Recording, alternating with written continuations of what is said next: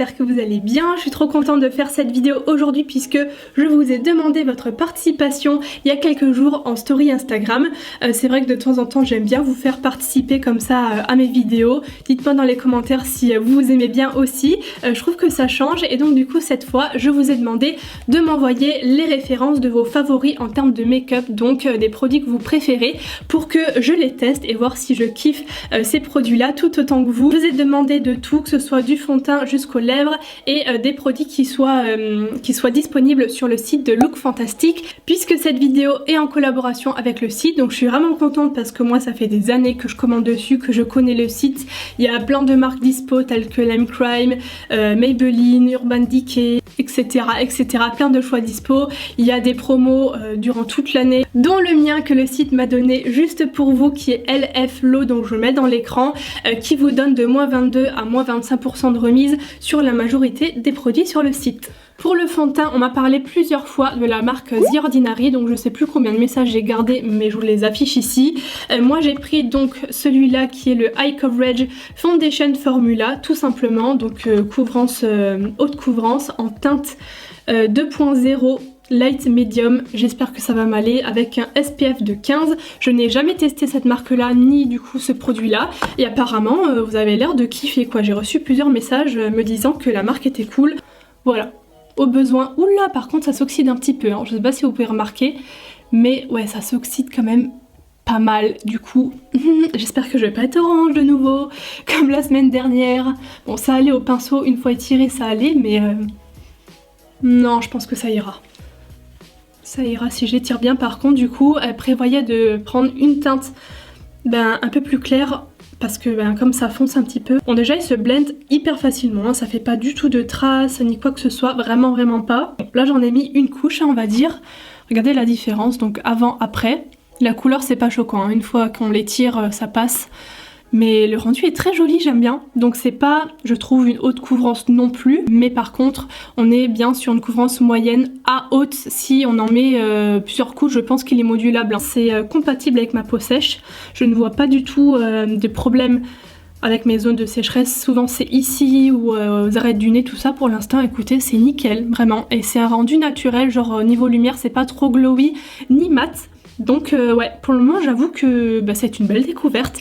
Du coup je vais faire l'autre côté, de toute façon je vous ferai un point en fin de journée rapide pour vous montrer à quoi je ressemble ce soir, si le fond de teint est toujours aussi joli. Pour l'anti-cerne, j'ai décidé de tester le favori de Lisa qui est le Zéro Défaut Tenue Extrême Double Wear d'Estée Lauder qui ressemble à ça. Alors c'est vrai que les produits Estée Lauder, j'en ai testé très peu, je sais plus ce que c'était, un rouge à lèvres je crois et un autre produit, mais très peu.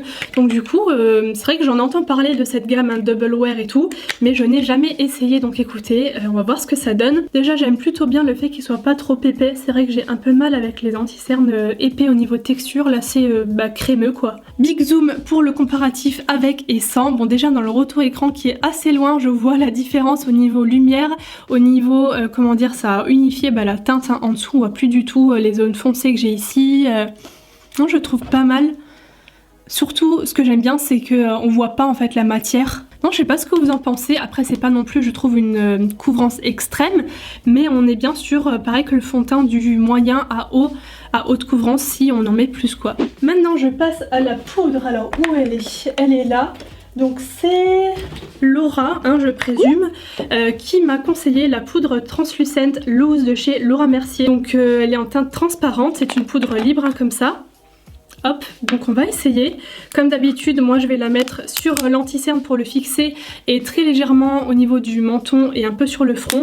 Mais comme j'ai une peau sèche, moi ça me sert à rien de poudrer tout partout quoi, je trouve. Ah, j'aime bien parce qu'elle est légèrement jaunâtre. Je vais d'abord la mettre au niveau de l'anti-cerne pour voir si on voit une différence, même si je trouve que l'anti-cerne seul, franchement, il est très bien. En fait, il brille pas, il s'est complètement fondu avec le fond de teint, quoi. Est-ce qu'on peut voir? Je pense que oui, hein. C'est beaucoup plus flouté ici. Mais j'attends de voir ce soir si l'anti-cerne va beaucoup filer dans les plis ou pas. Je sais pas ce que vous en pensez, mais je trouve mon teint hyper beau. Pourtant, j'ai pas mis beaucoup de produits à chaque fois, hein. J'ai pas mis une immense couche de fond de teint, ni d'anti-cerne. Mais c'est vraiment comme si je mettais un filtre Insta, quoi.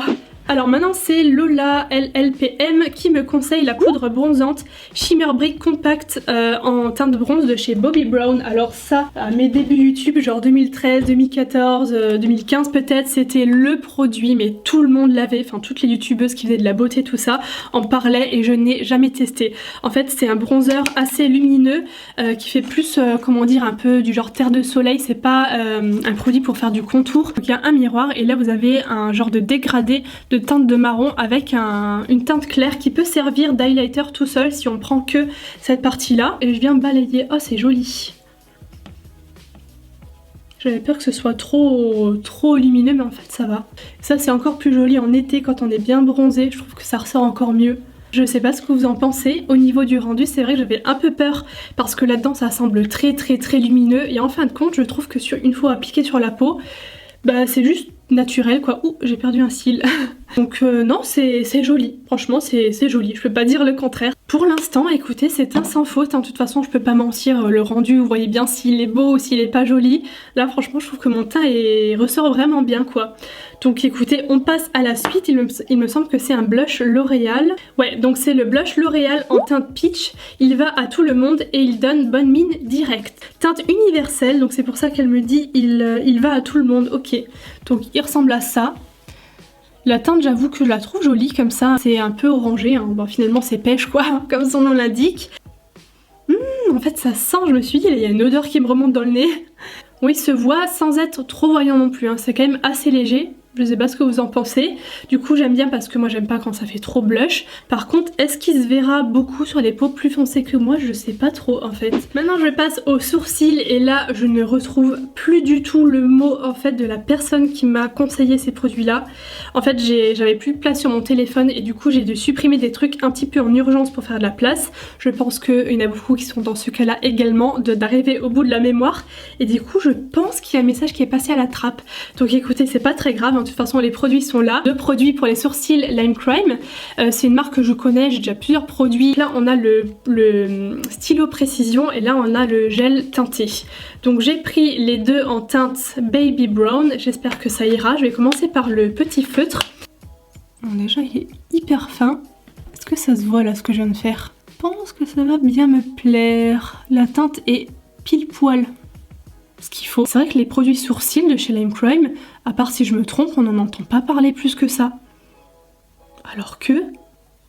ouais non, la teinte elle est genre parfaite, il n'y a pas du tout de sous-ton orangé ou sous-ton chaud dedans. Je me demande si c'est pas mon produit préféré de la vidéo pour l'instant. Et maintenant du coup j'espère que le gel teinté a la même couleur. J'espère qu'il a une petite brosse fine. Ah ouais, trop bien, il y en a une fine. Regardez. Je kiffe ce genre de brosse en fait, c'est mes préférés parce que je trouve que c'est super précis, regardez. Par rapport à la taille, c'est pile poil ce qu'il faut. Ah ouais, je kiffe. Je verrai bien ce soir si mes sourcils sont toujours bien positionnés. Maintenant, je passe à la suite et donc à la palette pour les yeux Morphe qui s'appelle 39A Dare to Create Artistry Palette, si je prononce bien. Wow, magnifique. Je kiffe les couleurs. C'est pas trop flash non plus, mais il y a quand même des petites teintes comme ça qui ressortent par-ci par-là, qui sont plus colorées. Je la montre de près. Dans l'ensemble, c'est quand même des teintes assez foncées, j'ai l'impression. Mais je kiffe quoi. J'ai une forte attirance là directement pour la dernière rangée ici et là. Ces verts là, je n'ai aucun vert comme ça. C'est vraiment des verts kaki qui sont vraiment kaki. Je vais commencer par appliquer ce pêche clair dans le creux large. Donc d'abord je vais le déposer grossièrement et j'estomperai ensuite. Bon, déjà première chose que je peux dire c'est que ça s'estompe hyper facilement, vraiment. Je trouve que c'est très facile de travailler les fards, du moins le premier que j'ai essayé. Maintenant je vais prendre le kaki avec un pinceau un peu plus précis que je vais mettre dans le creux de paupière. Oh j'aime beaucoup. J'ai aucune teinte comme ça kaki qui ressemble à celle-là. Mon cut crease est fait, je vais venir prendre ces deux teintes vert canard là qui m'ont trop attirée au début. J'adore cette couleur, j'ai pas du tout l'habitude de porter ça finalement, mais je kiffe, je sais pas ce que vous en pensez. Je prends la teinte la plus claire, il a l'air d'avoir des reflets dorés, ou c'est moi qui louche, j'ai l'impression. Là je sors totalement de ma zone de confort, hein, parce que pour le coup ce genre de bleu turquoise, c'est vraiment pas les couleurs que j'ai l'habitude de mettre, mais je la trouve superbe, regardez-moi ces reflets. Et pour foncer le coin externe, je vais prendre ce marron. Il y a l'air d'avoir des sous-tons un petit peu prunes, j'ai l'impression. Ouais, effectivement, il y a bien des sous-tons prunes, par contre c'est très foncé, donc je sais pas si vous le verrez à l'image, mais en tout cas c'est clair que niveau pigmentation, franchement il n'y a aucun problème. Punaise, ça fait super longtemps que je me suis pas fait un make-up comme ça coloré, chargé et tout, mais écoutez, de temps en temps, j'aime bien. Maintenant pour le ras de cils inférieur, j'ai envie de tester ce vert là. Je sais pas si vous pouvez voir, j'ai seulement quelques chutes là à enlever, mais c'est vraiment rien. Pareil à tout ce que j'ai mis en fard à paupières et tout, même en couleur foncée, bah, ça va quoi. Je vais laisser de la place ici pour mettre le fard juste à côté là, qui est un peu plus doré. J'ai terminé avec les fards de cette palette, j'ai trop aimé travailler avec, jouer avec, m'amuser avec les couleurs parce qu'en fait c'est, comme je l'ai dit, c'était hyper facile de les travailler. Et pour terminer au niveau des yeux, j'ai un fard à paupières liquide. C'est le fard à paupières MAC Dazzle Show Liquid. Moi j'ai pris la teinte Not Afraid to Sparkle. C'est un mélange en fait de paillettes de toutes les couleurs et c'est vrai que des comme ça j'en avais pas encore. Et je me suis dit bah pour mettre par dessus, ouh ça va être joli tout ça. J'espère qu'on verra bien parce que j'ai l'impression qu'on voit absolument rien dans le retour écran, mais ça brille de partout et oh je kiffe, ça donne vraiment la touche finale du make-up, c'est ce qui manquait. Maintenant je passe au mascara. Alors je sais pas si vous avez remarqué, je pense que oui, et j'ai toujours et encore des extensions de cils qui résistent franchement, mais à savoir que du coup je triche un petit peu de base puisque bah, j'ai des cils là qui sont bien noirs, bien longs, que je n'ai pas forcément de base, même si là il en reste plus beaucoup, hein. Ça fait presque un mois que je les ai, donc il y en a juste quelques-unes encore d'extensions. Et donc le mascara qui est revenu énormément de fois, déjà on m'a parlé très souvent de la marque Lily Lolo qui est vendue du coup sur Look Fantastic et qui est une marque bio en fait avec une bonne compo, tout ça. Et le mascara Big Lash Mascara est revenu énormément de fois, donc du coup ben je vais tester, je vais bien voir ce que ça donne. Je suis plus team Pico, mais parfois j'ai quand même des surprises, donc on va bien voir. Petit comparatif comme d'habitude, donc là j'en ai pas et là j'en ai mis, je pense qu'on voit bien quand même la différence, même si comme je vous ai dit je triche quand même un petit peu parce qu'il me reste encore quelques extensions de cils. Je pense que d'ici à ce que je fasse le montage elles seront tombées, donc je vous mettrai une petite bulle dans l'écran, une annotation pour vous parler du rendu, de ce que je pense avec mes cils à moi, on va dire ça comme ça.